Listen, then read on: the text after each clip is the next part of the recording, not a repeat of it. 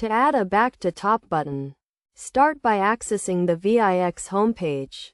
Click on the login button in the top right corner and enter your email and password to gain access to your account. Once logged in, you will see the Design Side button, which allows you to access your website editor.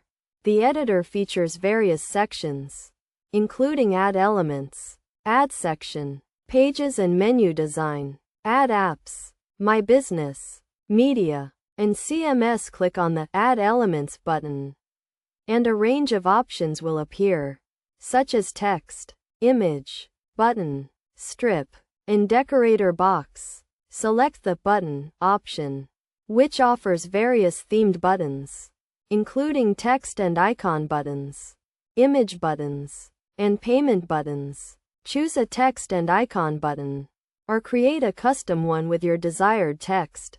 Drag the button across the page, link it, and set it to take you to the top of the page. This is the basic process for adding a back to top button.